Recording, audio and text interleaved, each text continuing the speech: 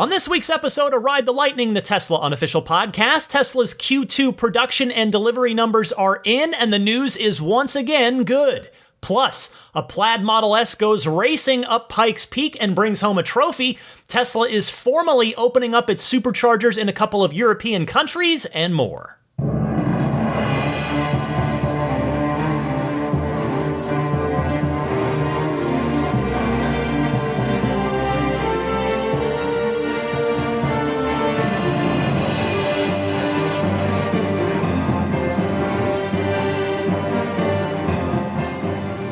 What's happening, friends? Alongside Daisy the Boxer, I'm Ryan McCaffrey. This is Ride the Lightning, your weekly Tesla unofficial podcast for July 4th, 2021. Happy 4th of July to my American listeners. This is episode 309, and it is a good one because we got some good news from Tesla. There is plenty to talk about this week, as usual, and I'll start right there. The Q2 production and delivery numbers are in after the quarter ended earlier this week, of course, after the 30th, so after Wednesday. And those numbers are, yes, another record quarter for Tesla. In their press release, they kept it short and sweet, saying, quote, "In the second quarter, we produced and delivered over 200,000 vehicles. Our teams have done an outstanding job navigating through global supply chain and logistics challenges." End quote. That's it. And then they gave their numbers, and those numbers are as follows. 201,250 cars delivered, 206,421 produced. That is the first time Tesla has ever exceeded 200,000 on either of those numbers in a single quarter. Of those 201,250 delivered, 199,360 of them, or put another way, exactly 99% were Model 3s and Model Ys. 1% of them were Model S's, and I'm not even going to say and Model X's, because of course the X has not yet been back in production yet. So maybe there was one or two inventory X's left over from, 6 months ago, something like that. It's entirely possible, but odds are that is 99% 3 and Y, 1% Model S, and 0 or 0.1% Model X. Now, for context here, again, 201,250, that's the delivery number. Q1, which was the previous record, was 184,800, and Q4 2020, the quarter before that, was 180,570. So Tesla continuing to break their own company record, upping their own ante. Now, this all was expected, of course. Particularly, I'm referring to that breakdown of the cars delivered, the 3s, the Ys, the S's, and the X's, because of, obviously, the Plaid Model S only just started initial deliveries starting on, June 10th was the Plaid launch event. And it's really just a few on top of that of the long-range Model S, the non-Plaid, but otherwise the new long-range S, just a couple of those, and I mean that almost literally, because I've been following everything closely on Reddit and in the community, and there have been a couple of deliveries of the non-Plaid long-range, but they seem to be pretty few and far between, again, just within the context of Q2, those last few days when they started delivering them. Obviously, plenty more will come from now and into the end of time, but no new Model X's again, obviously. No new Model X's Plaid or long range there just yet, and we don't really have an ETA for those beyond what's showing on the design studio, which is Q4. It's later October, November timeframe. Now, something I just want to add for a little context on the success of this quarter. A Tesla employee who works in delivery logistics, let's put it that way, reached out to me on the last day of the quarter to tell me that at 3 o'clock, they were done. In the middle of the afternoon, they were done. There was no crunch till midnight to get every single car out the door. Like, they had finished, which this contact interpreted to me as they'd hit their numbers and there was no need to just keep putting the pedal to the floor. They could ease back, let everybody go home, relax and just knew they had hit their numbers. That was this person's interpretation of it as we were exchanging notes about it. And sure enough, that employee has proven to be correct. That is indeed what the case has been. They hit their numbers. They hit a new record. They hit 200,000. And I, for one, applaud Tesla for, granted, at least at this particular region, this particular area. I can't speak for any of the other Tesla areas around the world, the other sort of delivery logistics teams, but at least in this one, and this person works at a major area. This is not one of the smaller areas. This person's at a major region, that they were able to be done and call it a day at a very normal time and not have to burn the midnight oil, as it were. Though we're talking about electric cars, I guess there's no oil involved. There's no burning of oil. But yeah, they did not have to work late into the night to try and get every last car, to count every last tally for the quarter to make their numbers. They got there in the middle of the afternoon. So that is really, really great to see. Also, by the way, as you know by now, if you've been listening to the show and following along with how Tesla handles things for a little while, we will get the actual financial numbers and the financial details in the earnings call and shareholder letter, which should happen based on Tesla's recent history. I am tentatively predicting that will happen on Wednesday, July 28th, give or take a couple days. It's usually been on the Wednesday, like about 3 weeks, kind of at the end of the month, right after they report the deliveries, which obviously they've just done. But last time, of course, they went on a Monday for some reason. So we'll see. Can't predict it for sure, but tentatively Wednesday, July 28th is probably, the odds are, that's when the shareholder letter and the earnings call will happen. And on top of that, these days, we no longer really have to worry about if Tesla made a profit, but rather simply how much of a profit. I mean, look how far they have come in that department, in the ever crucial profitability department over the last few years. It's really pretty incredible.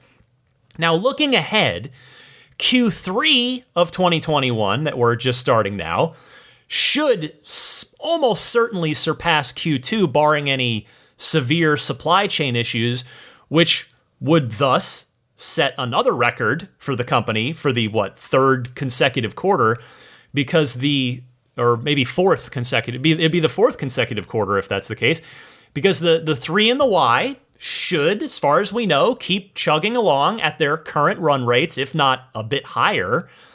So there's a lot of reason for optimism in Q3, while in addition to that, the new Model S, both Plaid and long range, are going to ramp up in Q3, obviously, even if we still don't see the X in Q3. So there's plenty of reason to believe that Q3 is going to be better than the Q2 here. And then in Q4, you have not only peak demand thanks to the holiday season that should help Tesla maximize their production and deliveries, but the S should be at whatever its full production capacity is, spinning up the new Model S.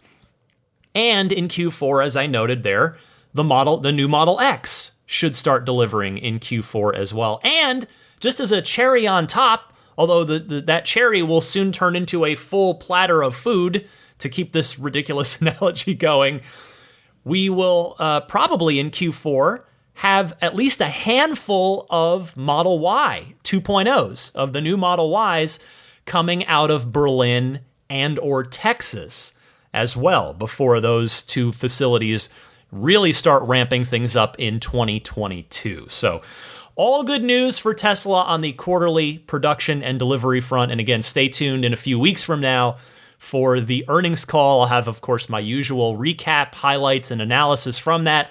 I listen and pour through the whole thing and boil it down for you so that you don't have to sit there and listen to the whole thing. Next up this week, a modified, fairly heavily modified Model S Plaid, just physically modified, by the way, not performance-wise. Its performance was not really tweaked, but the body of the car itself and the suspension and what have you.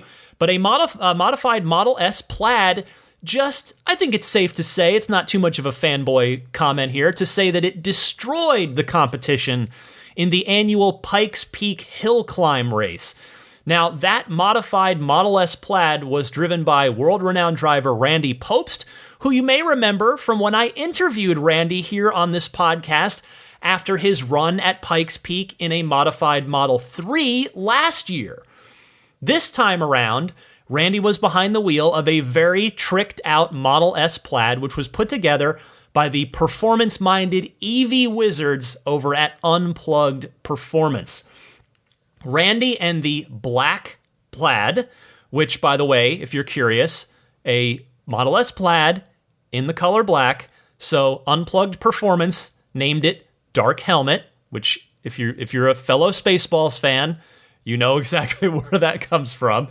So they ran Pikes Peak, which I should add here. If you're not familiar with it, it is a 14,000-foot elevation, high-altitude mountain climbing race in which some wrong turns could literally send you careening dangerously off of the mountain. So this is a serious race.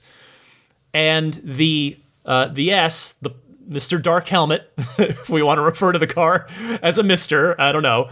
But the Dark Helmet ran it in 6 minutes and 57 seconds, which beat out the second place modified Acura NSX by, get this, 17 seconds. That car clocked in at 7:14. So that is incredibly impressive. Here is Randy Pobst reacting when he finishes his run and first gets out of the car. And I want to thank the Twitter account Out of Spec Studios for posting this clip on Twitter. So here's Randy just after he gets out of the car after finishing his run. It was a good run. Awesome. We ran good. That's so great. Loads of power. Took everything the Yokohama slicks had to offer, let me tell you. We had done a little sway bar change to try to balance it better. I'm really glad we did. The brakes held up. Suspension was fantastic. Here's your time. Oh. 6:57. Okay. Good work. That's what we needed. Congratulations to Randy, and equally so to everybody at Unplugged Performance who worked really hard and really quickly to get this car ready for this event. I'll tell you, you've got to Google this car to see just how much work that they did to it. The interior's gutted. They did suspension work, which you heard Randy allude to in the clip. They did body work. They did all kinds of stuff. Obviously not the drivetrain. The just core of the car, the battery and drivetrain are stock, but seeing the rest of it, it is really something else. And as you can see too, or as you can hear, I guess, the Plaid electric powertrain just did not care that the air was thin at that high altitude. It had power for days, and Randy is a professional who knew just how to put that power to its best use. I can't wait to see what Randy and the Unplugged team can do with a next-gen Roadster at Pikes Peak in, say, a year, probably more likely 2 from now. That could be something special as well. Next up this week, Tesla is planning to open some of its supercharging stations in Norway and Sweden to other electric cars next year. This comes via documents uncovered by Twitter user Otto Christofferson via Alex Avoit, and the document states and this is a Google translation here, and a thanks to Teslarati for posting this, Tesla applied to expand 5 fast charging stations. Tesla's charging stations today are just available for Tesla cars. The type of infrastructure is then only open for use by one group and not for the general public otherwise. Again, remember, this is a Google translation, so it's not perfect. In the application, Tesla describes the relevant charging stations will nevertheless be publicly available from the third quarter of 2022. The administration considers that the charging stations for which benefits have been applied for will be qualified under the plan, provided that the benefits will be paid out after Tesla opens the charging offer for all car brands no later than the end of September 2022, aka the end of Q3. The administration urges Vestland County Municipality to take note that the benefit can be abbreviated if the well, I guess that part's not important, but the important part is that they're opening up to other automakers. And it appears that the same sort of thing is going on in Sweden, because that was the Norway bit that I just read to you. Now, this next part comes to from a report from Elbelen, a Swedish media outlet. Thank you, Kent Oland there. The Swedish Transport Administration is setting up funding to build more EV chargers in the country. However, in order to qualify for public funding, the chargers must be offered to all EVs and cannot be exclusive to one manufacturer. The Elbelen report states, quote, 6 of the stations that have been granted support from TM Sweden AB, i.e. Tesla.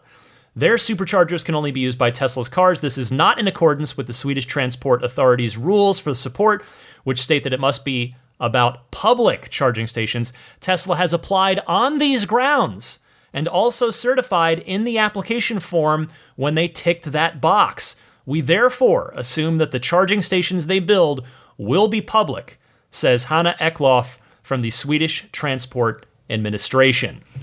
Now, I should note, for whatever it might be worth, that Elon Musk himself liked Teslarati's tweet when Teslarati tweeted that story out, and Elon threw a heart on there. So it seems as though, at least in Europe, Tesla is going to start opening up the supercharger network in, probably not coincidentally, the places that have the highest concentration of EVs, and also probably not coincidentally, the fact that there's some public funding involved here. And it makes more immediate sense, honestly, to do this in Europe versus, I'm not saying they shouldn't do it in America, that they won't, but in Europe, the CCS charging standard is much more prevalent across the EU than anything that we have here in the United States. In fact, you could argue that in the United States, Tesla's connector is the most common one in this country. I'm not sure that's technically literally true. It's probably not.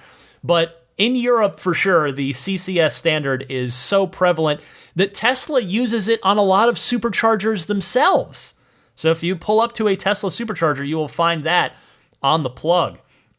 But let me end here by clearly saying good on Tesla, because this is only going to help grow the EV tent in Europe. That is the goal. That is a good thing for the automotive industry's push and really the entire world's push to electrification. So good stuff in Sweden and Norway. Not so good in New York City, however. The New York Taxi and Limousine Commission, aka the TLC, Taxi Limousine Commission, the TLC's efforts to block the deployment of 50 Model Y taxis from electric transit startup Revel were successful, so they were able to block it. The decision was finalized in a meeting where the New York Taxi and Limousine Commission voted to stop issuing new for-hire licenses for electric cars. Teslarati wrote this one up, and they said, the New York TLC's decision was passed with an overwhelming 5-1 vote. This effectively blocks Revel from launching its 50 Model Y taxis without breaking city rules. During the meeting, the TLC argued that Revel would still be able to operate its Model Y taxis, provided that it buys 50 gas cars first and swaps their licenses for electric cars. This requirement was dubbed by Revel as, quote, the very definition of limiting market competition, end quote. TLC chair Aloysi Heredia Yarmazuk doubled down on her stance during Tuesday's meeting, arguing that the new Model Y taxis could result in congestion. Quote, it is not sustainable to allow an unlimited number of new vehicles to the road in a city that is all too familiar with the choke of traffic congestion. What we will not allow is the opportunity for another corporation, venture capitalists or otherwise, to flood our streets with additional cars, end quote. Expressing his displeasure at the ruling, Revel CEO Frank Reig criticized the ban in a 3-minute speech at the meeting. According to Reig, Revel's Model Y fleet is made up of environmentally friendly vehicles. He also highlighted that unlike Uber and Lyft, Revel hires its drivers as full-time employees with benefits. Quote, we're offering exactly what this commission has been asking for years. fair treatment and stable pay for drivers who are all W-2 employees with benefits, and a plan to drive EV adoption in the city, he said. Well, this is clearly a real shame, as there are some Model 3 taxis in Manhattan already, as we've talked about before on the podcast, and the reports have been that those cars have been extremely popular from customers and extremely well received in general. I have to admit here, I don't know New York that well. I've been there. I love New York. But as an outsider reading this report, it sure sounds like a microcosm of the battle that Tesla itself has been fighting since 2012. And by that, I mean this. The establishment is fighting to keep the upstart out. The upstart who has a different business plan than they do. And the fact that the commission's vote here wasn't even close, 5-1, that tells me that the establishment has a pretty firm grip on how that particular industry is run in New York. I will definitely be keeping an eye on this one. Hopefully, Revel can and will keep fighting this. Next this week, Tesla Motors Reddit user T. Jabot posted, and then many others who have just recently taken delivery corroborated, the news that Tesla is now pre-installing paint protection film pieces on the lower section of the rear fenders in front of the wheels on the Model Y. Now, as you may know, because I talked about it on the podcast when it first appeared in the online Tesla shop, Tesla's been selling this as a $50 kit that you can buy and apply yourself for some time now. And to be clear, I do recommend it for those of you with a Model Y that does not have this thing pre-installed, I should say, not reinstalled. There's a P on the front, because it is a tough spot. I mean, I'm physically on the car, so not to wrap, but for rocks and grime and things, because in certain climates, namely ones with winter climates, the grime and the grit kicks up on that rocker panel and can really wreak havoc on the paint, even after just a few thousand miles. It does not take long. And as you all know, I mean, in general, I'm very much a big proponent of paint protection film overall, because it has already saved my factory paint job numerous times before my car has even turned 3. I have saved my factory paint repeatedly thanks to paint protection film. So in this case, I think it's great that Tesla is doing this. Should they have been doing this all along?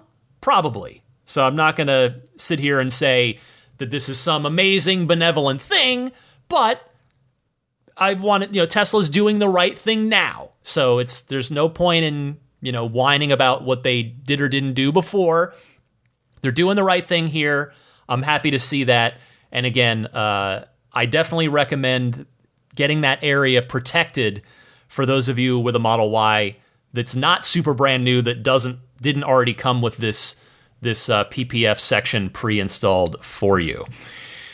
Let's move over to the Model 3 here. It has gotten its Consumer Reports top pick status back after it was taken away. This comes via Consumer Reports, who writes, the Model 3 has regained its status as a Consumer Reports top pick after independent tests proved the effectiveness of its new camera-based automatic emergency braking and forward collision warning systems. Earlier this week, the Insurance Institute for Highway Safety released the first evaluations of the new Tesla vehicles that use a camera-based system for the aforementioned AEB and FCW.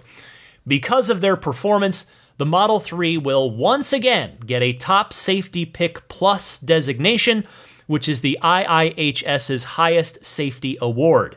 The Model 3 temporarily lost its Consumer Reports Top Pick designation in May after the National Highway Traffic Safety Administration indicated that FCW, lane departure warning, and 2 AEB functions, crash imminent braking and dynamic brake support, were not available on Model 3 vehicles built on or after April 27th, 2021, aka the camera-only cars. the non-radar cars. The IIHS also removed the Top Safety Pick Plus designation for Tesla Vision-equipped Model 3s built before May 1st, 2021 at the same time. Quote, given the IIHS's recent evaluations of Tesla's new camera-based system on its Model 3 and consistent with CR's integration of IIHS ratings into our recommendations, Consumer Reports is restoring the car's top pick status, says Jake Fisher, Senior Director of Consumer Reports Auto Test Center. Well, it seems a bit silly to have all the back and forth here, but Consumer Reports is trying to, as they've done for decades, be an, if you will, I think it's fair to say, an independent ombudsman of the automotive industry, if you will. And I think they've succeeded at that for many, many decades. I mean, in the past, Consumer Reports has constructively, that being the key word, constructively criticized Tesla at various points in the past. If you remember back to the Model 3 braking distance report, which resulted in Tesla taking a deeper look into that, and they were able to, and they did improve the braking distance by tweaking a software setting in the braking algorithm. So that net positive result was as a result of Consumer Reports' constructive criticism. So CR has shown that they will praise and they will criticize in equal measure as any particular car at a particular time warrants. And they've also shown that they will adjust their ratings up or down, as they have done here, adjusting it back up. I mean, I think that's good. Their ratings are not set in stone. I mean, remember, I just cited a, if you will, a negative example, but of course it was as I said, constructively critical example with the Model 3 braking distance. There was also, on the flip side, there was the Model S P85D, which broke their review scale. If you remember that, it scored over 100. I believe it was 103 out of 100 is what the P85D scored on Consumer Reports' test. So you take the good with the bad. And honestly, the way I look at it is that keeps both Consumer Reports and Tesla honest. That's really, I think, how it should be. Now, in this case, the vision-only system has been re-verified, and the Model 3 gets its top pick status back. So good stuff from Consumer Reports. Speaking of the vision-only Model 3s and Model Ys, they've had a bit more functionality restored to them this past week. Emergency lane departure, Sentry mode, and Smart Summon are all back, and the autopilot maximum speed has been raised from 75 miles per hour to 80 miles per hour, although it's worth noting, obviously there, it's still not quite at the radar-equipped car's maximum of 90 miles per hour for autopilot.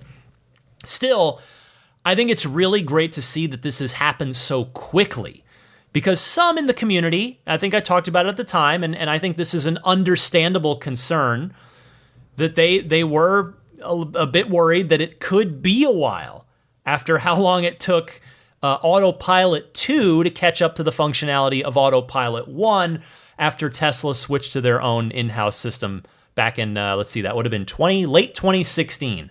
Now, granted, I realize that's a bit of an apples to oranges comparison. It's not completely fair. Those are pretty different systems and applications, but still, you get where I'm coming from on this.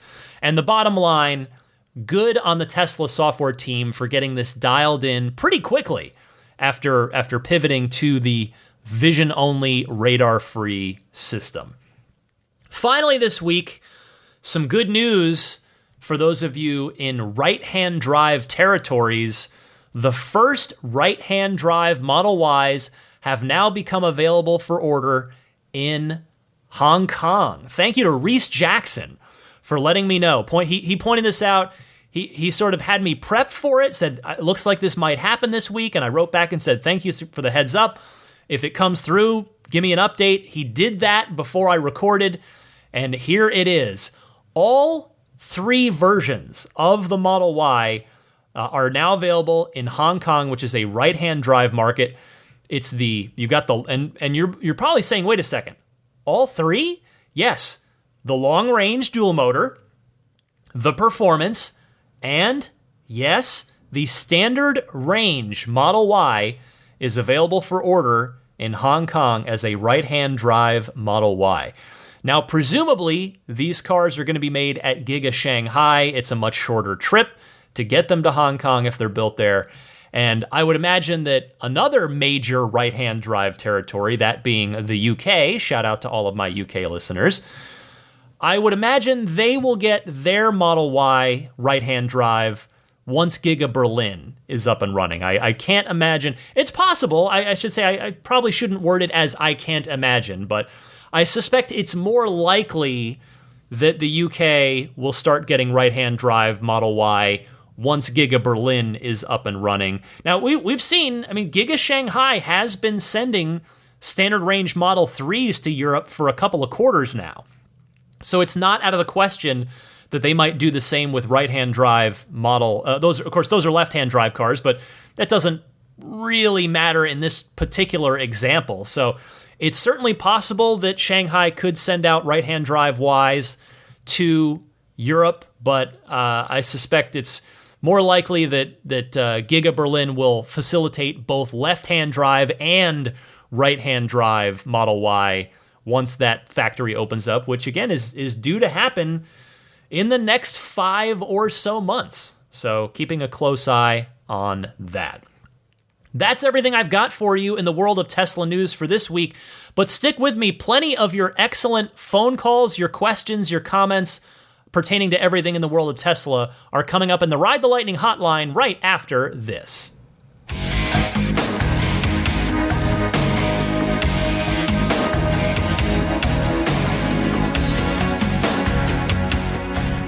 Your chance to be featured on Ride the Lightning is here in the Ride the Lightning hotline. If you've got a question, comment, or discussion topic for the podcast, give me a call anytime. There are 2 easy ways to call in. Either use your smartphone's built-in voice recording software, record your question, please try to keep it to 90 seconds or less, and email that file to me at teslapodcast@gmail.com.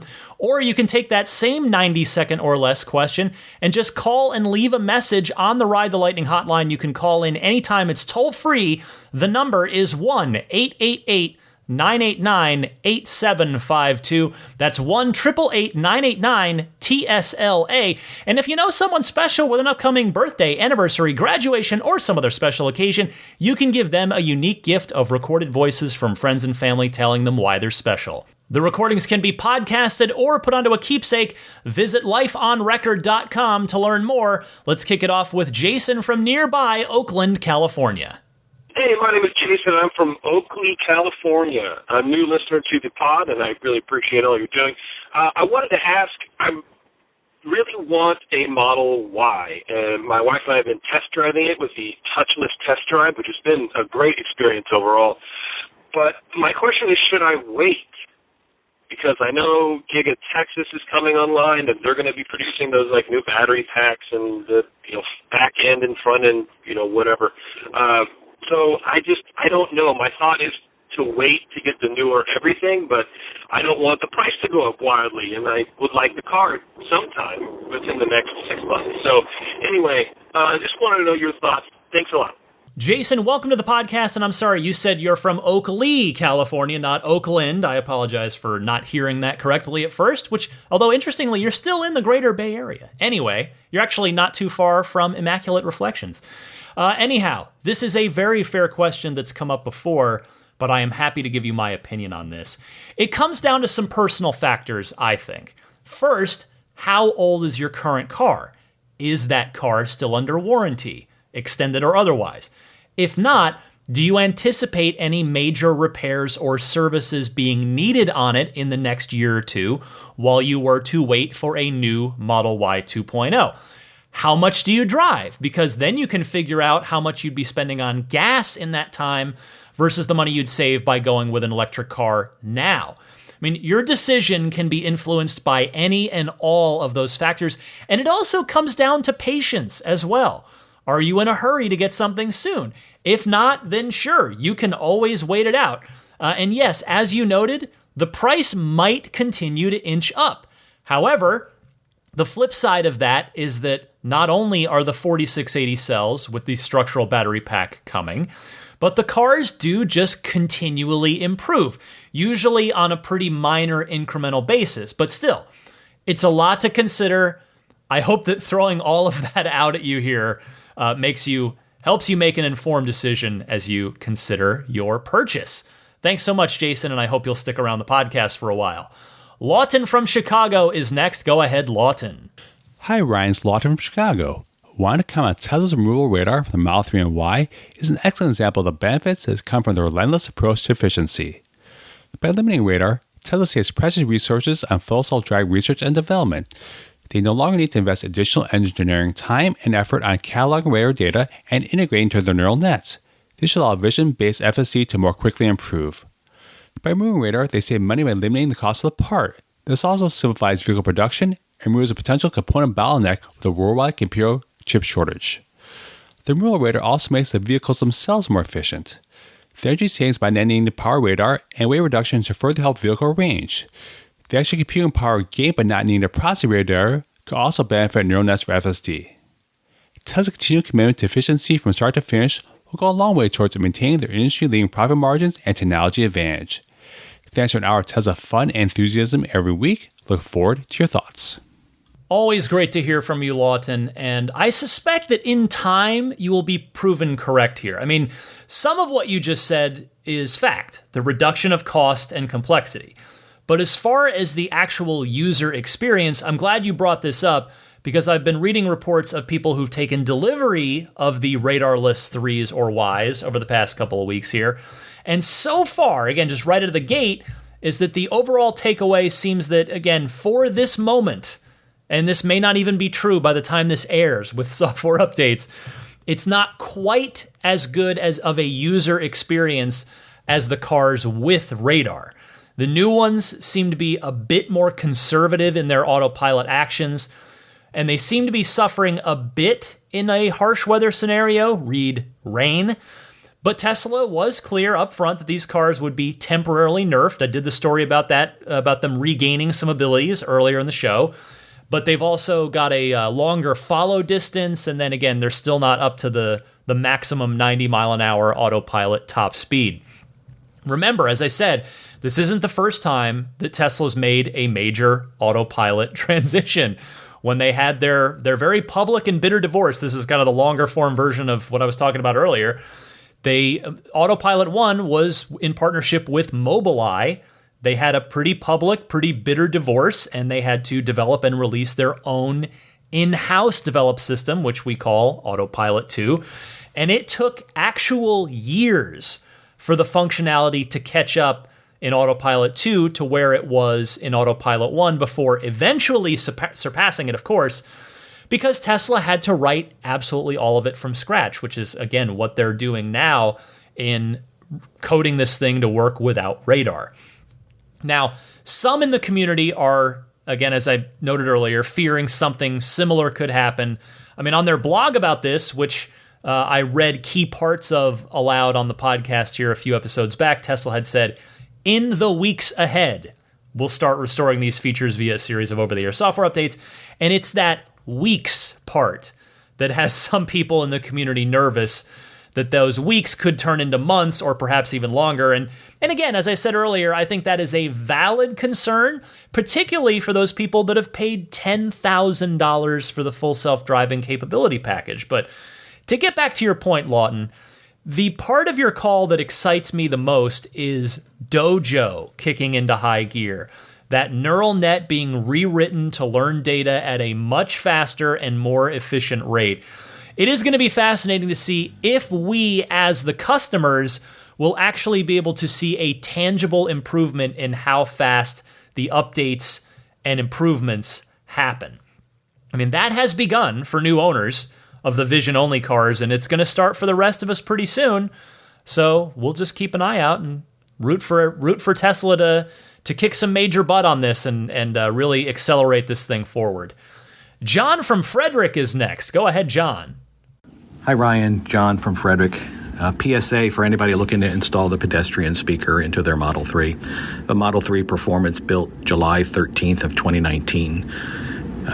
Scheduled Tesla service to come on out and install my pedestrian speaker. They came out yesterday, got the car apart. Step 3 of their procedure is to plug the speaker into the pigtail of the wiring harness. There is no pigtail in my wiring harness, so couldn't install the speaker.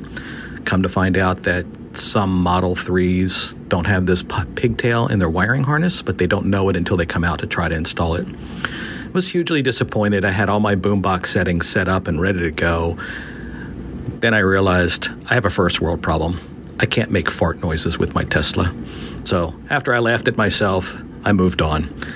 Hopefully Tesla will offer a updated wiring harness for those of us in this situation. Here's to hoping. John, you've got the right attitude about it, that's for sure. I'm sorry you ended up getting that close to your upgrade only to end up disappointed, but at least you saved a couple $100 that you can now use to, maybe treat yourself to a nice dinner or something.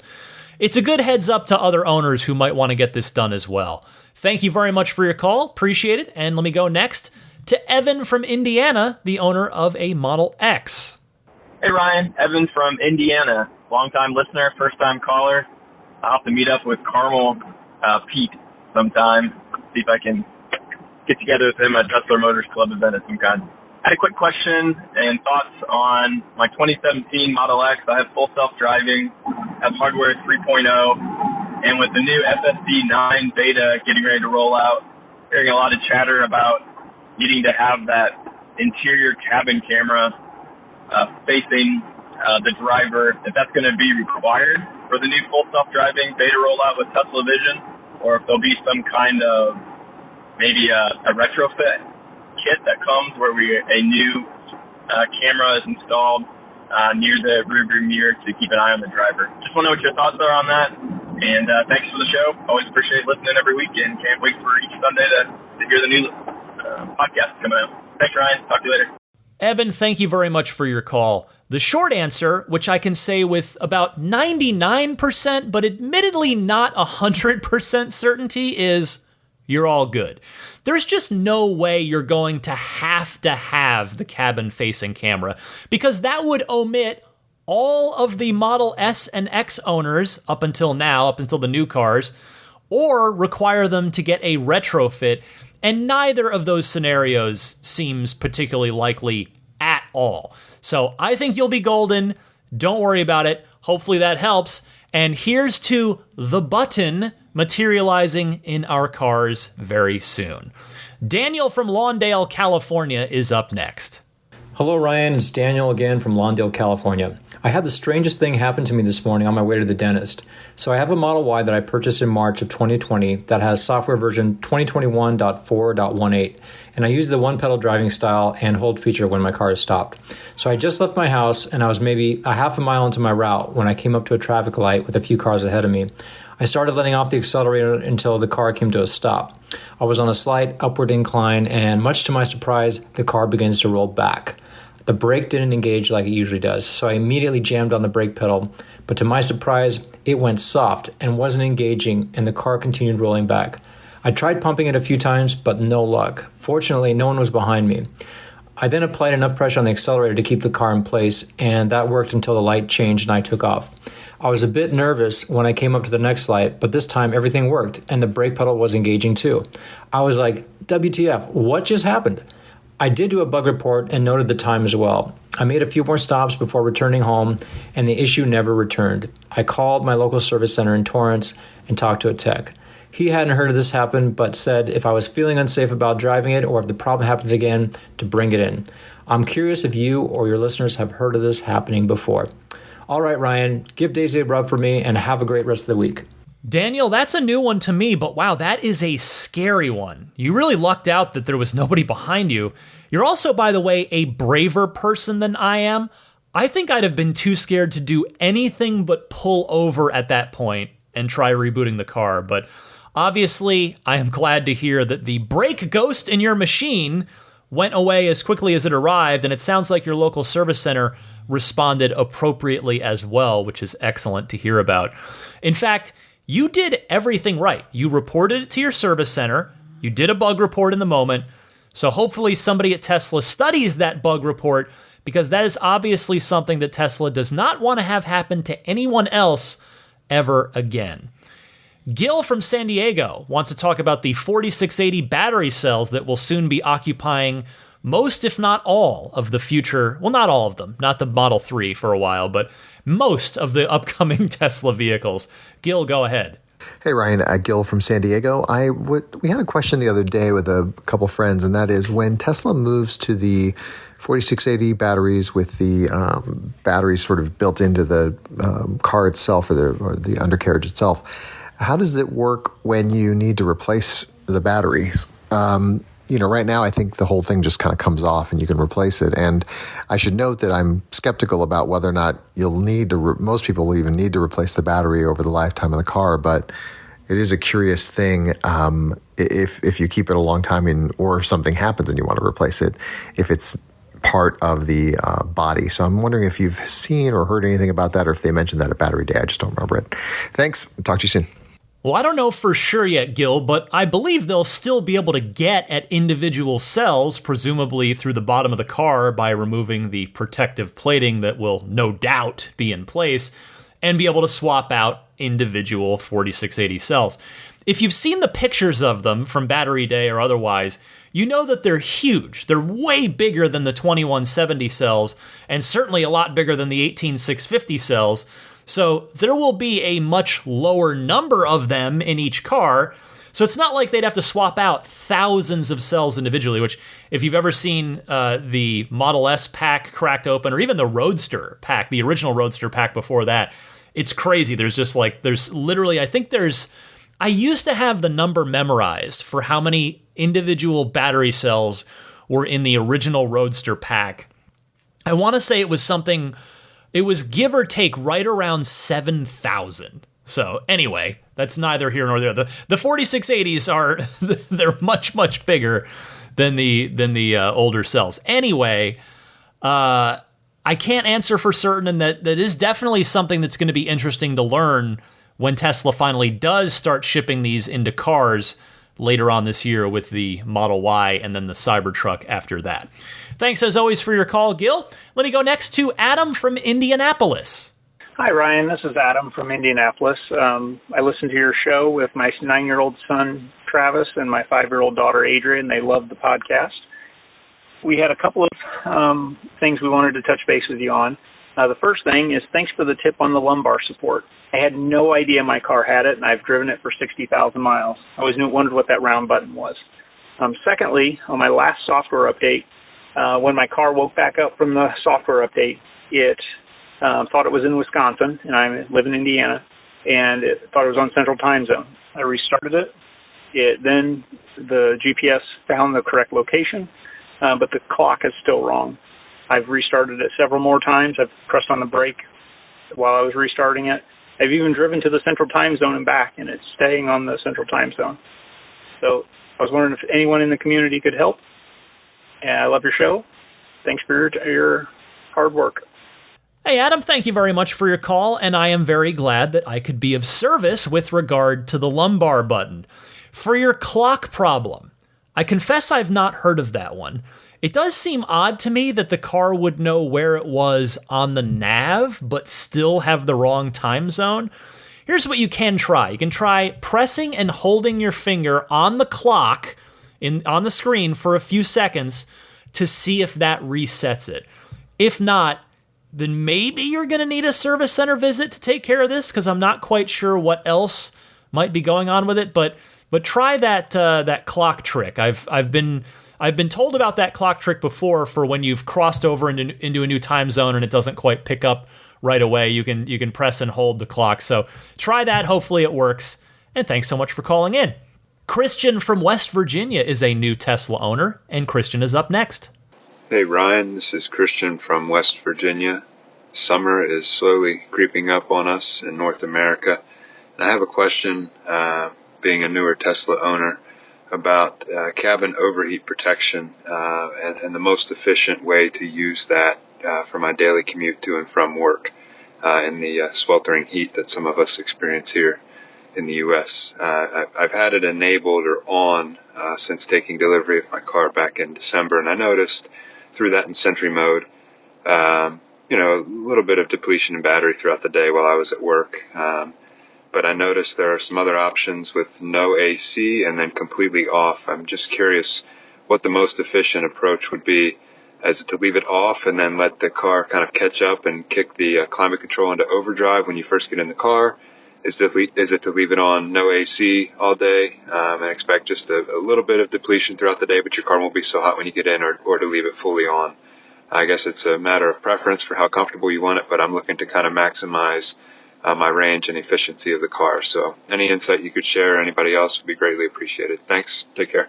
Christian, welcome to the podcast. Honestly, I would recommend trying them all to see what works best for you, but I suspect leaving it off entirely and then just turning on the AC from the Tesla app a couple minutes before you're ready to get back in the car is probably going to be the most efficient for you, and I think that should work just fine. But whichever way you go, I hope you enjoy the car, and thanks so much for calling in. Last caller this week, last but certainly not least, is Tom from Ohio, who finds himself in a bit of a conundrum after the Plaid Plus was canceled. Go ahead, Tom. Hi, Ryan. It's Tom from Ohio. Wanted to talk to you about the Plaid Plus discontinuation and what I guess is ultimately a range conversation. I drive pretty significant distances for my job, and I also, living in a Midwest state, am worried about losing range in the winter, as well as losing some range due to driving at highway speeds. So when I saw the Plaid Plus come out with the 520-mile range, I said, wow, this should fix a lot of my issues. Now that that car's been discontinued, obviously I could stick with, a conventional Model S and do more supercharging, but I'm concerned about not only the additional cost that adds from an ROI perspective, but also the additional wear and tear on the battery that causes. My other option is to keep my ICE car longer and hope that the ranges go up on the Tesla, or I suppose a third option is to go back to looking at something like the Lucid Air. Lucid Air is kind of an interesting car from a interior perspective, but I feel like, not only do they not have the charging network that Tesla has, but they also seem to be a little bit behind in technology such as self-driving. So just curious on what your thoughts are, and wanted to say thank you for everything you do for the community. Thank you for calling in, Tom. In my opinion, Lucid looks great. I've been to their headquarters just down the road from the Tesla factory, in fact, and I talked about that at the very end of one of the episodes back. It was in mid-September last year, if you had not already heard that. Obviously, Lucid's got great range that they're advertising, but the price is quite high. And more importantly, I would be wary of relying on a third-party charging infrastructure such as Electrify America or what have you, until other Lucid owners do that real-world testing for you and spend the money. It's not to say that it's going to be bad, but it's an expensive gamble if it ends up that using the Electrify America network is either a lousy experience and or an unreliable experience, and that's regardless of the range of the car. I will say that I wouldn't worry at all about supercharging frequently if you do decide to go with a long-range S. There is, at this point in time, a lot of data about the Model S in particular, because it's been around the longest of Tesla's 4 current models. The bottom line, though, supercharging is not something to worry about with regard to the long-term health of the battery pack. Good luck in your shopping decision, Tom, and thanks so much for calling in and for listening. And thanks to all of you for calling in and for listening. Again, if you've got a question, comment, discussion topic related to the world of Tesla, give me a ring. I gave you the 2 call-in methods for that at the top of this segment, so refer back to those, and I look forward to hearing from you. But in the meantime, stick with me. I'm not quite done. I'll come right back with your pro tip of the week and a little bit more right after this. This is Steve Downs, the voice of Master Chief, Sierra 117. You're listening to Ride the Lightning, the Tesla unofficial podcast. That Cybertruck looks a lot like a warthog, doesn't it? Master Chief, out. I guess this is the part of the show where I can take a little personal moment that's not necessarily Tesla related, so I want to grab this opportunity to say congratulations to my Phoenix Suns at the Arizona Pro Sports. We have been a long-suffering lot. I'm not saying we're the worst sports city as far as how poorly the teams have done over the years, but Arizona Pro Sports is, let's put it this way. So the Suns basketball team has not been to the NBA Finals since 1993. I was 12 years old. They lost to Michael Jordan and the Bulls. They've never won a championship in their 50-plus years of existence. The Arizona Cardinals football team has been in Arizona for 33 years now, never won a Super Bowl. They lost to the Steelers in 2009. The now Arizona Coyotes NHL hockey team has never won a cup and really never really done anything in the playoffs while they've been in Arizona. And the Arizona Diamondbacks, my baseball team, they have the state's lone pro sports championship. No disrespect to the Phoenix Mercury or the Arizona Rattlers, but the Diamondbacks in 2001 in one of the greatest World Series ever played over the Yankees. But that's it. That's 20 years ago this year. So the Suns have made it to the finals, and I am ecstatic. I am so excited. So shout out to my fellow Arizona sports fans, any of my Arizona listeners out there. Go Suns. I'm recording this. We're not sure who we're playing yet, whether it's going to be Milwaukee or Atlanta, but they've got a legit shot. They're, with all due respect to Giannis and to Trae Young, there's no Michael Jordan standing between them and a title. There's great players, but there's not the greatest player of all time. So it's going to be fun to watch here as the NBA season comes to a close. Anyway, Netflix, you're an entertainment recommendation. Hey, here's a fun show that I found I've been watching, having fun with on Netflix. Pacific Rim the Black. If you ever watched Pacific Rim the movie, the Guillermo del Toro film, really fun movie with just giant Jaegers, just super giant robots battling super giant monsters. Well, there's a kind of anime style cartoon, like animated series on Netflix called The Black, which is really good. So recommend that if you need something to watch. All right, back to Tesla. Pro tip of the week time. Here is Jim from Seattle with a tip about the music player. Hi, Ryan. This is Jim from Seattle with a pro tip to share with the listeners. This is something I discovered by accident the other day regarding the music player. Normally when I'm driving, I have the music display as a single bar across the bottom of the map area. And when I want to change stations or find a different podcast or something like that to listen to, what I would normally do is I would drag it up using my finger with a sliding motion. I would drag it up to the half-height display, and then I'd have to drag it up further to get the full display. And doing that while you're driving is difficult because it's a small target to hit, and it's kind of a fine motor skill that you have to do while you're trying to concentrate on the road. And even with autopilot engaged, you still don't want to just take your mind away from driving. But what I found was instead of doing that sliding motion, if you tap on the thumbnail on the left-hand portion of that single bar, then it will toggle up to the half-height screen. If you tap it again, it will toggle up to the full-height screen. And then the major win that I found was from the full height. If you tap it, it toggles directly back down to the single bar display. This was fantastic to find because I would have to previously drag down and it would only go down to half height and drag it down again, and then it would go down to the single bar display. And while I'm driving, that's very difficult to do. It's a very fine motor skill, and I would almost always hit the wrong button. I would skip ahead or select some other kind of play mode. So just tapping on that thumbnail goes from full screen display down to a single bar display. It's fantastic. So I just want to share that. Hopefully other people might find it useful too. Thanks, and I'll talk to you later. Bye-bye. Thank you, Jim. You know, I think this was one of the very first pro tips that I played however many years ago that would have been that I started doing the pro tip portion of the podcast, but it's such a great one that I'm happy to play it again because it is indeed exceptionally useful. I'm always of two minds with repeat pro tips because on the one hand, longtime listeners, you know, I want to be respectful to them and they've heard it before. But on the other hand, there are always a lot of new listeners, or even if you've been a listener but not an owner, and then you become an owner, it's suddenly that pro tip takes on maybe a new significance, a new meaning for you.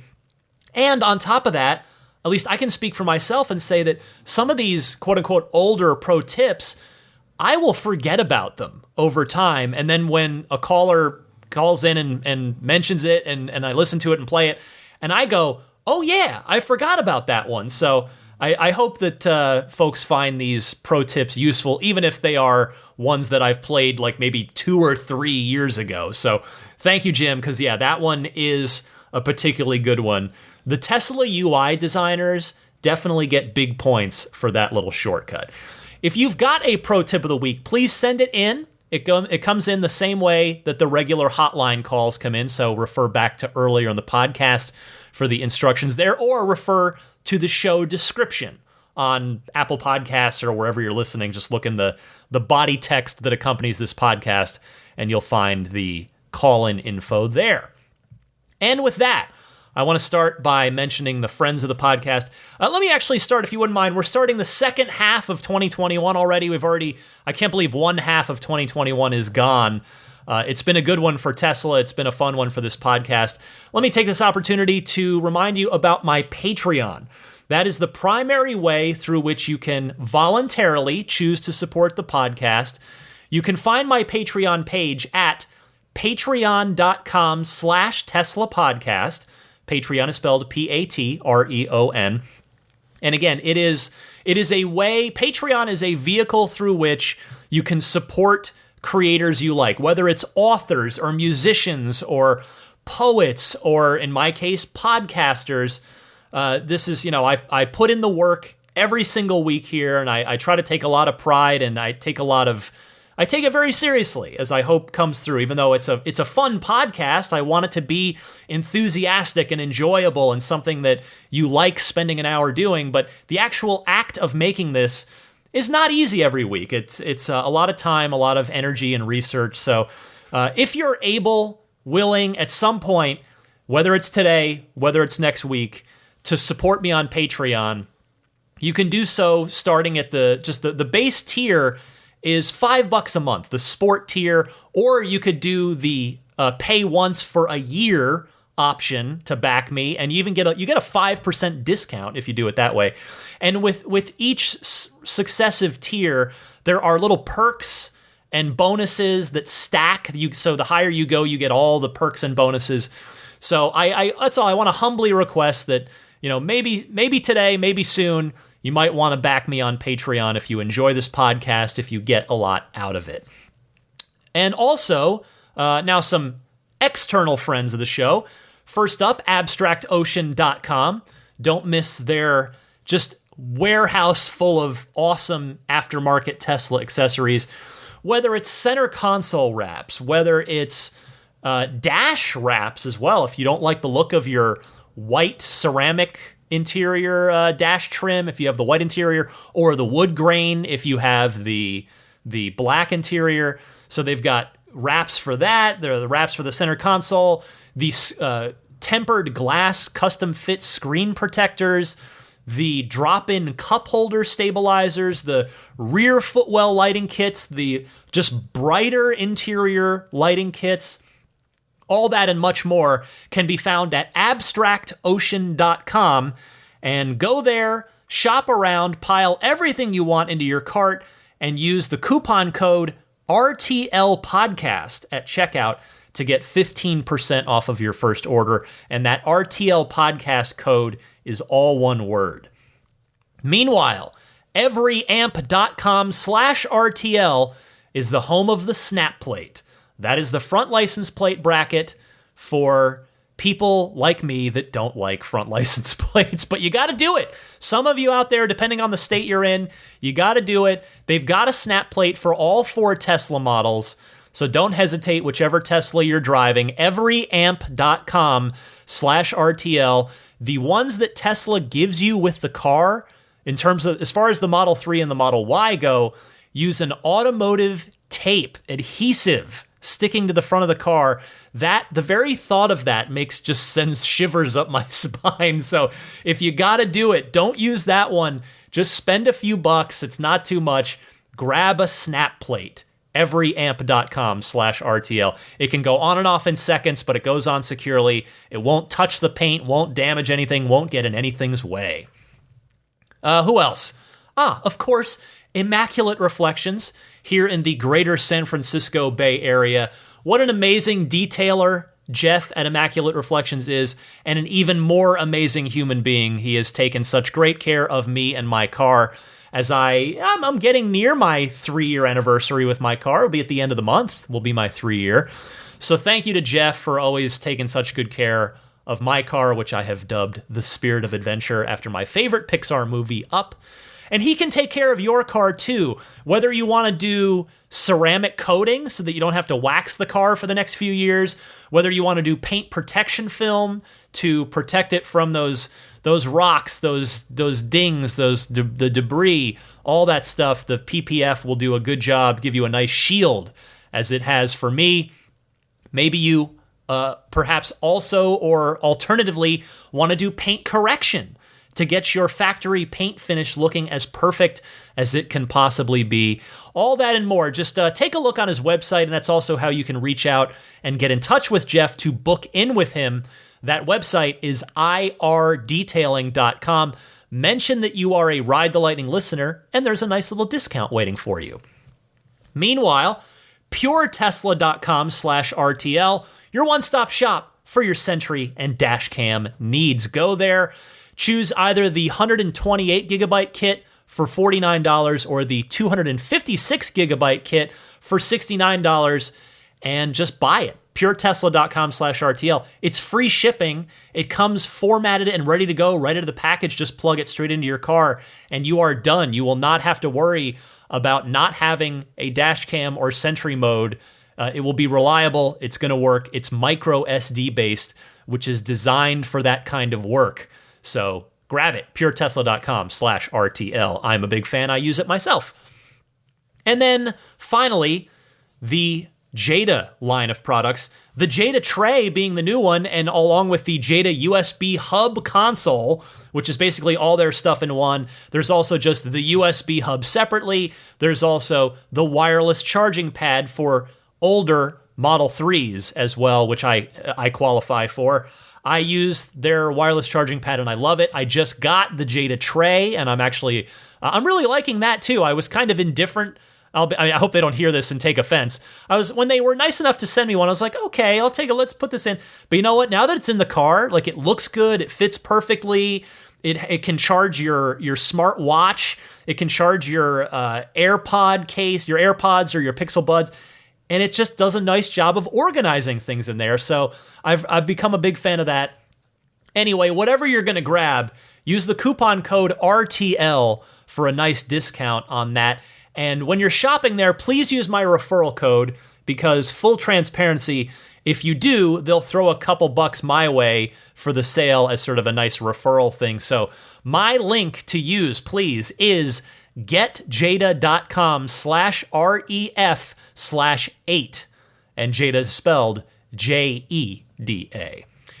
That will bring me to saying hi and thank you to the Patreon supporters at the Plaid, Maximum Plaid, and Roadster and Space tiers. Although I guess I should mention real quick, if you're interested in following me on social media, certainly not a requirement, but if you like me and want some more of my words and opinions, on Twitter, it's admittedly mostly video games, so if you don't care, totally understand, no worries. But it's my same handle in both places, both Twitter and Instagram. Instagram is all Tesla. It's all Tesla all the time.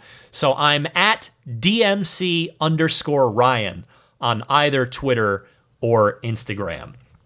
So the Maximum Plaid, Roadster in Space, and Plaid level Patreon supporters, thanks to all of you. Let me start with the Plaid crew this week. They are George Cassiopo, David Brander, Alexi Heft. I'll tell you, those folks, even Logan Willis, Jason Chalukas, Tim Hyde, these are some people that have been very kindly supporting me for a super long time. So thanks to all of you, particularly. Where'd I leave off? Eric Randolph. Did I say Peter Chalet, David Nondahl, Jerry and Mary Smith, Joel Sapp, Dory and Steve Guberman, Jeremy, Tesla Owners Taiwan, Ron Lee, John Cody, Charlie Gillespie, David Perella, Sunil Joseph, Dennis Peak, Stig Mickey Jensen, Jeff Angwin, Chase Cabanillas, the Lydia family, Michael Regal, Aaron Altschul, Jared Brown, Jerome Strack, Jamie Dalton, Noel and Lucy Murphy, the Tesla Owners East Bay Club, Paul Casarino, Ryan Natchett, Mike and Barbara from Louisville, David J. Howes, Travis Krenzel, Matt Nixon, the Tesla Owners Club of Wisconsin, Jonathan Zalesny, Joshua Walker, and Rick Dean. Thanks to all of you for your Plaid support. And then the Maximum Plaid crew, I want to say hello and thank you to Jonathan Wales, Cameron Clark, Daniel Grummer, Seth Capello, Nick and Tony, Tesla Hitchhiker 42, John Schmidt, Stan Roth, Howard Anthony Smith, Charles Galpin, Ryan from Las Vegas, Darren Nickel, Kaz Barnes, Ulrich Lassa, Brett Libano, Patrick Wisneski, Gil Cabrera, Hay Watley, Eric Brown, Mark Eversole, Todd Badger, Joe Edgel, Kevin Yank, the Tesla Owners Club of San Joaquin Valley, Michael Williams, MT, Will Stedman, Tyler Smith, Mait Suaru, Derek Nesselrote, Justin Perez, Jeremy Harris, Chris Beach, Tom Mills, and Alex Brem. Thank you all very much. And finally, the Roadster in Space tier backers, a sincere thanks to Pete White, Lyle Austin, Steve Radspinner, my friend on Twitter at Rodam, Fernando Cordero, Lawton from Chicago, Sean Neidig, Scooter Ward, Neil Weaver, Jackson Wallace, and Crafty Geek. Thank you all very, very much. And that will bring us to the end of episode 309, another fun week of Tesla news. I hope you enjoyed the podcast this week. Daisy the Boxer enjoyed it enough that she was snoring, not just sleeping, but actually snoring through most of it. So in any case, happy 4th of July weekend again to my American listeners. Stay safe out there, but have a good time. And I hope you're able to spend it safely with friends and family this year. I am looking forward to a nice relaxing weekend myself. And then from there, the NBA Finals. Yes, Phoenix Suns. Cannot wait. Anyway, for that snoozing Daisy the Boxer, I'm Ryan McCaffrey. This was Ride the Lightning 309, and I will see you back, of course, same time next week.